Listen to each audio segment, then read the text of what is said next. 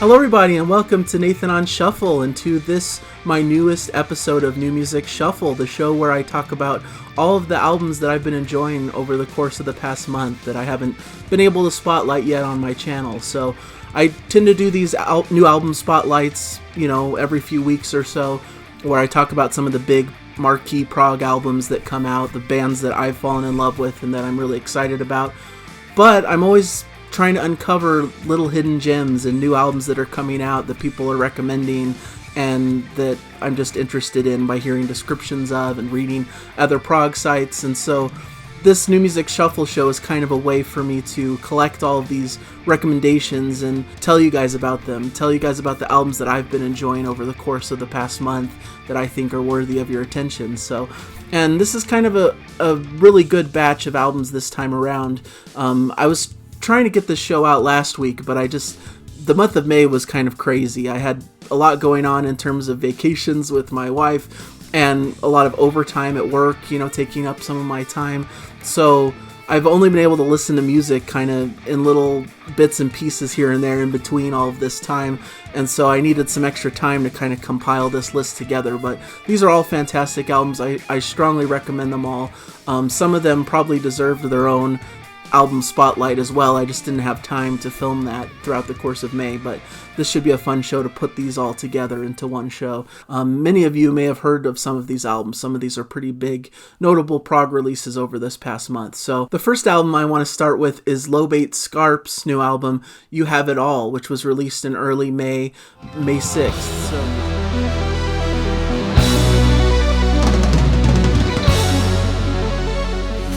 So this is a band that was formed in LA in 2006. This is, I believe, their second full-length album that they've released. The other one came out quite a while back, so it's been a pretty good span between albums, but they have released kind of singles and EPs in the meantime, many of which are included in this full-length album.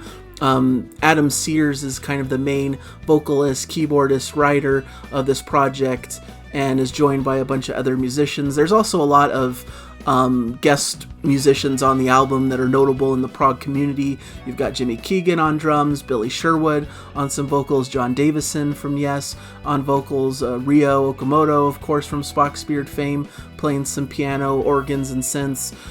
Just a kind of a long list of different notable musicians kind of putting their stamp on this album as well. And this has just really been a great, incredible release to me because it really is in that wheelhouse that I really like of kind of the Spock's Beard inspired Neil Morse style prog that has a lot of great hooks and melodies that grab your attention, that are singable and that are really fun to listen to, but also has an adventurous spirit, takes you on kind of a musical journey through different styles and different sounds, and, isn't afraid to do an expansive kind of epic track to take you on that journey. And it's just generally a positive, uplifting album, I think, very, sounds very light and fresh and doesn't really delve too far into dark and heaviness, which I think is to its strength. I think it's a really, really great listen, really just lifted up my spirits as I was listening to it.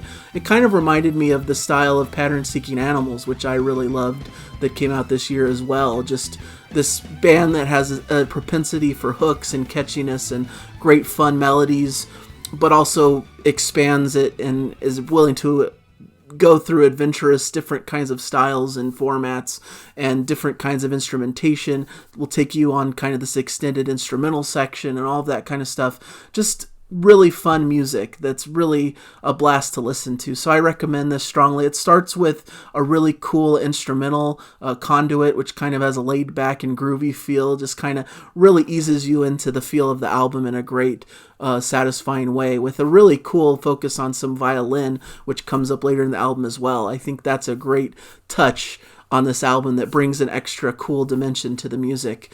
I really love Lifeline. Once again, you could kind of compare it to Neil Morse. Neil Morse even has a song called Lifeline, kind of a shorter pop prog kind of song.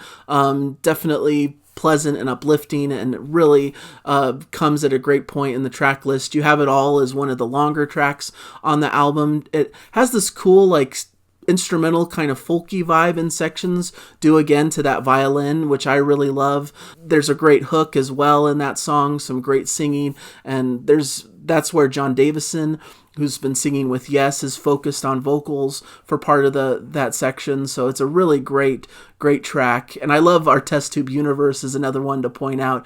Kind of a little bit of an outlier maybe to the album. Doesn't quite have the same uplifting, fun nature of some of the other tracks, but it's still a really cool little sci-fi epic track with a cool funky groove to it. Really fun, interesting lyrics, and just has this kind of almost spacey kind of vibe to it that I really enjoy. And then, of course, the album ends with a big epic that kind of features all of these hallmarks throughout. So I just really love this release. I think it's really strong. It's up there with, those quality releases from the bands that I've been mentioning. I think, I'm really excited to see where the band proceeds forward. I was able to see them live. They performed with the band in California here before kind of the pandemic took over and kind of derailed their plans for future shows. They were planned to play at Rossfest, I believe, in 2020, and it just, of course, was canceled due to the pandemic and everything. But they were able to play at this year's Rossfest, and I heard they were really incredible there.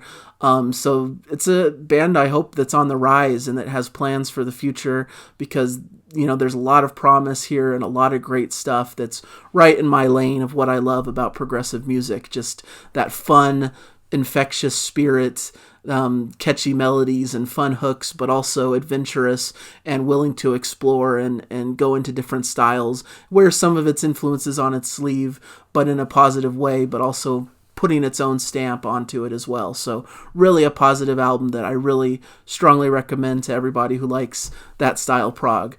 All right, next on my list is another incredible album. This is creeping up as one of my favorite albums of the year, to be honest. And this is Pure Reason Revolution, Above Cirrus.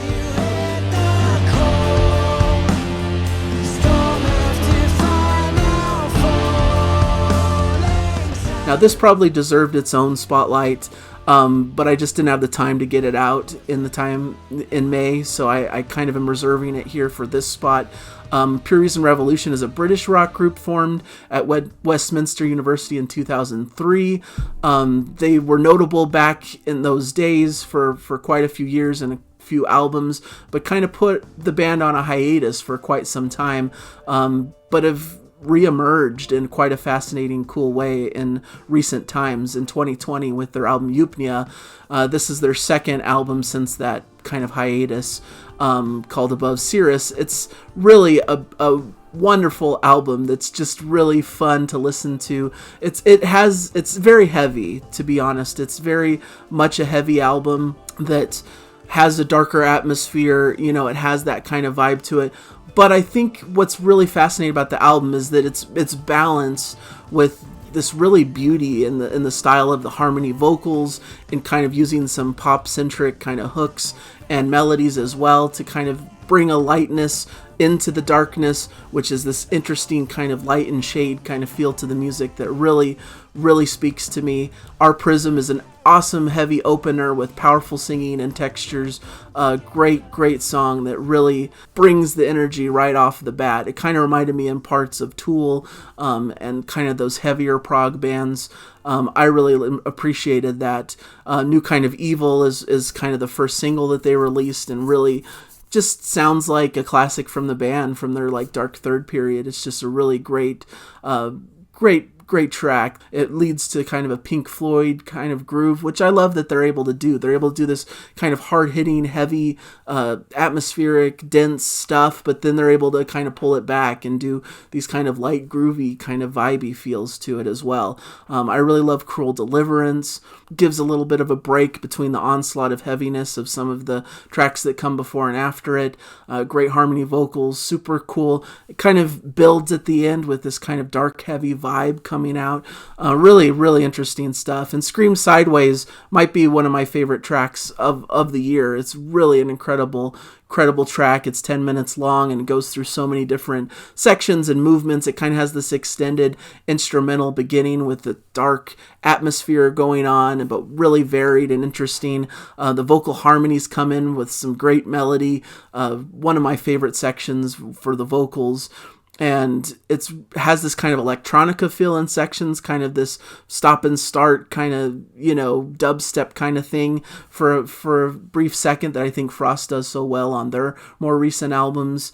And once again, it has one of those super chill kind of groovy sections that it goes into. They did this on their last album in their marquee track Silent Genesis, and I really loved it there, and this is just a really fun way to go. Dead Butterfly is a fantastic track as well that they released as a single. Really great dichotomy again of those sweet harmony vocals, but then a heavier, darker, dense atmosphere in the music. And really it's a great record. It doesn't overstay its welcome. It's kind of a perfect compact length. And I keep coming back to this. It's just really fantastic. If you don't like heavier music, this might not be for you. It can get kind of intense and heavy at sections. But like I said, I feel like it doesn't feel overwhelmingly so because they're able to balance it with kind of these sunny harmonies that kind of pepper throughout from John Courtney and Chloe. Just fantastic vocals that I really love, that really bring a new dynamic and dimension to the music. And they're also able to kind of infuse a little bit of pop elements and, like I said, that kind of electronica feel. It's kind of hard to pin down exactly what genre this is. It's proggy only because it's hard to classify, but it's really not traditional prog as are a lot of the albums that I tend to cover. So it's a little bit of a different vibe, but I think it's a really fun, interesting listen that I really recommend. And it's creeping up, like I said, to become maybe one of my favorite albums of the year. I'm really excited about it. Really excited for the band and what they're going to do moving forward. So another real strong recommendation. I love this album, and I've been really enjoying it. Kind of this perfect balance between power and delicacy and emotion and atmosphere. And they just blend it all so well in such a fascinating package that just feels like a compact, complete whole of an album that I really appreciate. I have the album on order. It's coming to me soon on vinyl, so I'm really excited to receive it and listen to it even more. So really fun. All right, the next album I wanted to get into that was released in the month of May is James LaBrie, A Beautiful Shade of Grey.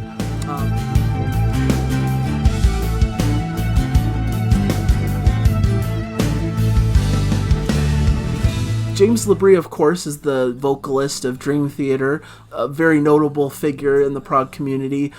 And this is a really fascinating album because it really takes a different turn than what you might expect from James LaBrie and from Dream Theater itself. This isn't heavy at all. There's no metal to be heard here in any sort of way. There's not much prog to be heard here either. It's mostly just a standard, really strong rock album that James LaBrie put together. I believe he worked a bit with Paul Logue on this one. And it's just a fantastic group of songs that just focuses on kind of a classic rock kind of vibe and feel. It was kind of billed a little bit as kind of an acoustic album for James LaBrie. And it's not totally acoustic. There's a lot of electric instruments and a lot of more heavier sections. Not heavy in the terms of like metal, but more rock sections to it. But there's kind of an infusion of acoustic guitar that's put in here almost in place of where you'd expect an electric guitar, and I think it gives it more of a lighter feel, more of a classic kind of feel to it as well. I know that James LaBrie was listening to a lot of Led Zeppelin to kind of inspire him for this record. In fact, there's a cover of Ramble On that kind of closes out the record. And once again, it's kind of a shorter, compact record, but I think that's in its favor. Every track is strong, and it really breezes by in a fantastic way. I really love James' voice on this. Some of the songs kind of sound like they could be some of those more ballad-esque kind of songs you hear peppered throughout Dream Theater's albums. I was thinking, especially listening to something like Sunset Rain, which has some cellos and more atmospheric tone. I was thinking it could not be so out of place on like The Astonishing as one of the more ballad type tracks from The Astonishing. But there's so much to like here, so much cool sounds and great singable choruses, really great melodies that are catchy and interesting, earworms as it were. Devil in Drag was the first single, and it really is an excellent rocker that starts out with some good energy, but like I said, kind of puts in an acoustic guitar into the mix. There's an electric version that is kind of a bonus track at the end of the album, but I like the acoustic side because I think it really brings a new dimension to kind of this cool rock song. I really like Supernova Girl, just another solid song that kind of skirts the line between an acoustic rocker and kind of a ballad feel. Another great performance. I love Hit Me Like a Brick, and a really cool kind of mid-tempo song with maybe a bit of a country flavor or a western kind of theme to it. I really like that. What I Missed is a beautiful piece that starts out with piano and leads to some great upbeat acoustic guitars and a build-up. I really like this one. Am I Right is just a fantastically written song, a great ballad and a great chorus, very contemplative and reflective as a song. Give and Take has a cool kind of acoustic guitar, almost Spanish guitar feel to it as well, one of the singles that came before. So really just a good smattering of just solid rock music. So it's really cool. It has an acoustic flavor, but it's not just a laid-back, unplugged, album of ballads. There's definitely some rockers in here to kind of add variety and interest into the music. And I just had a whole lot of fun listening to this. And I think James is incredible as a vocalist. His son, Chance, is also featured on this album on drums, so it's cool that they're keeping that kind of in the family. And there's some great guitar playing, a lot of that kind of acoustic guitar playing from Paul Logue. Just a really cool release that I really enjoyed and thought was a cool, different kind of breath of fresh air amongst some of the more heavier releases that he's been involved in. So I really recommend that one as well for people who just kind of want a cool, laid-back, classic rock sounding album. I think this fits that bill pretty well. Next, I wanted to get into The Pineapple Thief and their new album, Give It Back, a Rewired version. What you've done. Pineapple Thief, of course, is a notable prog band, prog related. Sometimes I wonder if this is fully prog or not, because it's more straightforward songs in a lot of ways, but there definitely is prog flourishes and tendencies in the group. And I know throughout their career they've had many more expanded kind of epics and things in their track list, songs that go on for a lot longer in length. But I think of them more along the lines of like Radiohead, maybe some early Porcupine Tree references coming through, but just really solid songwriting and great performances and great production that really, really sound fantastic. I really got into the band more based on the inclusion of Gavin Harrison, who's their newer drummer. Of course, Gavin Harrison is a huge member in the prog community, was the longtime drummer for Porcupine Tree, and of course reuniting with them for their upcoming album and tour. But I love his inclusion in the band Pineapple Thief, and that's really what's brought on my interest in the group. He's played on their last few releases.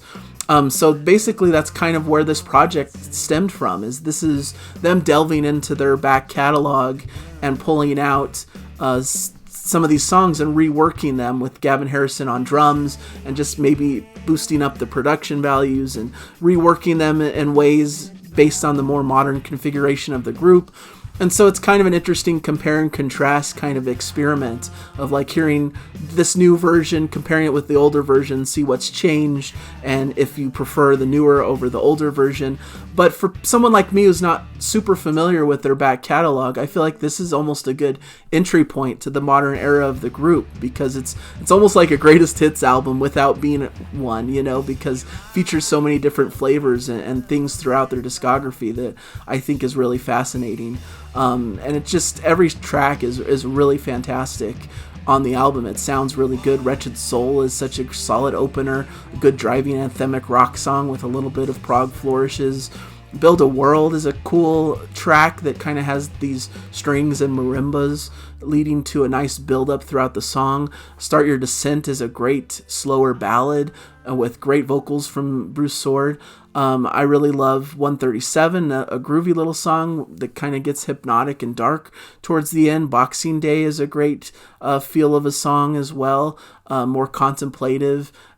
Give It Back is a great kind of rocking, heavier song. So really cool variety on board, and I think the newer versions really bring out some kind of added spirit and verve to the music that really makes it fascinating and fun to listen to.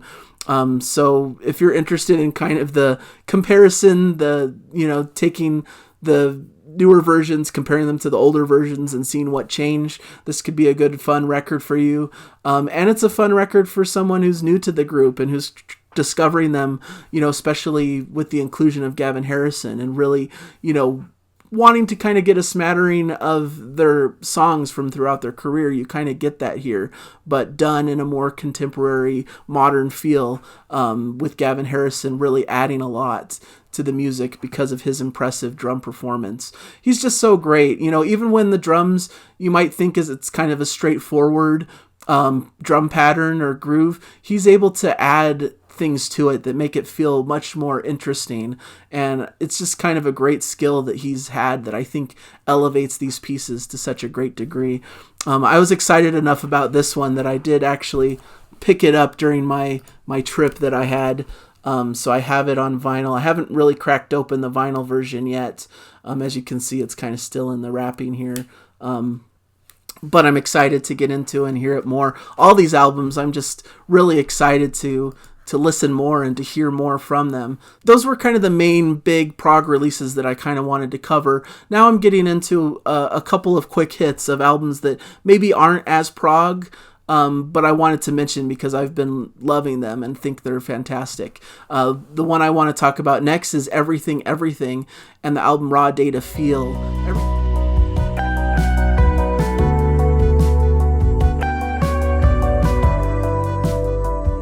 Everything Everything is just a fantastic group, kind of a quirky pop band, but with prog influences, kind of an indie pop, but with a little bit of quirky proggy tendencies. I've always loved them since I believe their early album Man Alive was one that I really loved and thought was kind of a fun, adventurous album. I almost thought of them as like the pop version of like a band like Gentle Giant, just really quirky, interesting, and willing to experiment and do different things, but always with a focus on the song and making it a catchy, groovy, cool song. And this new album is one of their best works, I think, in quite some time. It's really a fun album that goes through so many different feels and vibes. It is very pop-centric. That's why I'm kind of doing it as a quick hit towards the end of the video, because I know for a lot of prog fans this isn't quite the style that they like. But I think it's quirky and different enough to be worth mentioning in a prog channel, because it's really cool what they're able to do, and it's not just your standard like bubblegum pop that you might hear on the radio. This is something a bit more adventurous and fun, and the track list is just so fantastic. They start with several of the kind of singles that they came out with leading up to the album, and then dive deeper into these kind of deeper tracks, and you just hear so much different kind of variety throughout the track list. Songs that are more kind of that expansive indie rock kind of vein, but then things that are more kind of just bubblegum pop, just fun to listen to, some electronica, some modern, sounds and soundscapes using a lot of electronic kind of elements. As part of the concept of this album, it has a lot to do with AI, and so there's a lot of that kind of electronic feel of the music. In fact, I believe to come up with some of the lyrics, Jonathan Higgs, who's the frontman of the group, fed a bot some random information based on several different things, the terms and conditions of LinkedIn, posts on 4chan, Chinese philosophy, and more. And just kind of let this AI kind of come up with these different lyrics that they included on the album. Of course, it's not completely all AI written album, but they about 5% of the lyrics they put in these little lyrical nuggets that the AI came up with to kind of enhance the concept of the record about AI and its relationship to our psychological well-being and so forth. So it's a really great album with some great earworms. It's kind of like great ear candy to me. It's fun. It's a great summer record to me.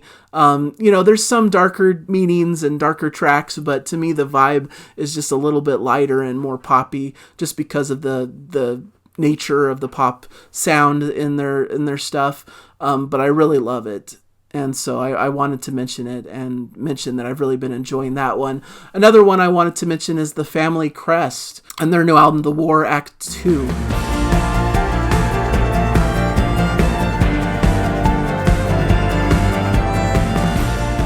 which is really, really cool as well. This is an album that the band kind of has crowdfunded. I know they were on Kickstarter and we're trying to gather up funds to be able to record this release, because the Family Crest are kind of an expansive project. There's so many different musicians that they include on the releases. It's this grand orchestral feel with a lot of different instrumentation. It says that they've had over 500 musicians credited throughout their catalog, so that's an incredible extended family of the band, as they call it. But Liam McCormick is kind of the main composer, vocalist, multi-instrumentalist that kind of leads the group. And yeah, it has that kind of orchestral indie rock kind of feel to it. I was recommended this based on my appreciation for the Deer Hunter. A lot of Deer Hunter fans tend to like this music as well because it has some of the same kind of hallmarks to what the Deer Hunter do so well. It has, explores different genres and styles in some fashions, and it brings in different elements into this kind of indie rock flavor to kind of bring in more interesting dynamics to the music. And this is a very beautiful, sweeping album. Parts of it feel like it could be part of like a really grandiose like musical or something because of all the orchestration.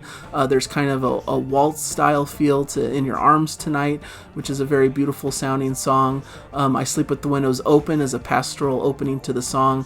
Has this kind of choral meets military march crescendoing into a triumphant conclusion. Hearts on Fire is more pop centric with almost like a disco beat kind of beneath the song that kind of keeps it pumping along. A Love Song has a sweet piano melody with great sweet vocals on top to create kind of a really sweet sounding ballad. You're the Beginning is one of the heavier tracks that has a bit of almost a metallic edge to parts of it. Pride is kind of an early single that they released that is really a great, catchy, cool pop centered song that really sounds great. And Baby You've Got Your Legs is kind of this jazzy kind of feel. It's a slow burn song with some sax prominent in the mix as well. So it's a really cool album of different styles and different sounds, but really focused on this kind of orchestral feel. But at its core, it's just some really great written songs sung by Liam, who has an incredible vocal. So it's a really great album that I recommend to fans of that kind of thing, of the Deer Hunter and these kind of indie rock bands that kind of flirt with progressive leanings and are willing to go into different styles and are more expansive and have a lot of like storytelling in their albums. I think this kind of works in that lane and is recommended for people who like that as well. So, and finally, I wanted to mention the Lickerish Quartet released their third EP, Volume 3.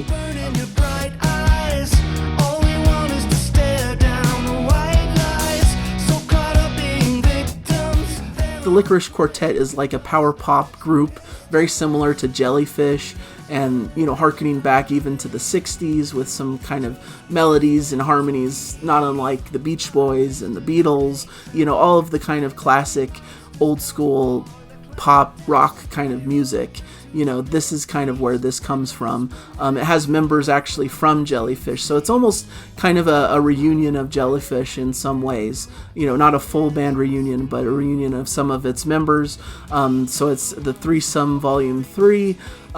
This is the third in a series of EPs. I really kind of view these EPs as one album. They kind of split them up to release them to kind of garner more interest, I think, in the project. But really, it's kind of like this big 12-song album of Threesome that's split into 3 different EPs. But this EP in particular is just really fantastic. Starts with Fortunately, which is a bouncy and fun song, super catchy, power pop that wouldn't sound out of style on a Jellyfish record. New Days kind of throws back to the 60s with a very Beatles-inspired track. You All Alone, strings come at the beginning to lead to an incredible, intelligent pop song with great melodies. And In the Meantime is kind of a fun track that kind of switches between a few time signatures and really brings out kind of a soulful side to the group. It's really fun, great music, and I really enjoy this a lot. This is kind of right in my wheelhouse of a style that I really enjoy. So I wanted to mention it as kind of a quick hit at the end. I usually don't spotlight EPs that much, but when they're this good, you know, it's worth mentioning that this is just a really fun ride, and, you know, definitely something to pick up if you're into that kind of power pop style, if you love Jellyfish, if you love kind of the classic Beach Boys, Beatles type sound, but done in more modern 70s style way. You know, it's a really cool sound and really a cool record, so definitely check that out. And so that's what I've got for you guys, a pretty great smattering of different releases covering kind of a broad spectrum of different kinds of things. I highly recommend all of these. I love all these records. I think they're all fantastic and well worth checking out, and definitely all contenders to be kind of on my album of the year list towards the end of the year. So really excited for this music and to continue listening to it. Hopefully you guys have found some music that you've been enjoying and listening to this month. Please let me know what you've been listening to this past month, and if there's any big releases that have come out that I may have missed that you think are notable or worth covering. Maybe I'll check it out and cover it on a future episode. So I always love this community. That's kind of part of why I did this channel, is to find like-minded people who love the same music as me, so we can kind of share recommendations to each other. Maybe there's albums here that you didn't know about that you're interested in. Maybe you have albums that I would be interested in. So please share that in the comments. I'd really appreciate it. And once again, as always, thank you guys for your support. I really appreciate all of you and all that you do for the channel. And subscribe if you haven't yet. I do these videos. I'm trying to do them about once a month. Of course, I have all kinds of other videos that come out on the channel as well, focused on progressive rock mainly, but also just all kinds of music, really. So, and we just like to say, please keep enjoying the music out there. You know, that's what it's all about. Whatever you got going on, whatever you're listening to, whether it's in your car or on your turntable or in your CD player, please just crank it up and enjoy it, and hopefully you're having a great time out there. So thank you guys so much for watching, and I'll hopefully catch you in another video. Thanks. Bye.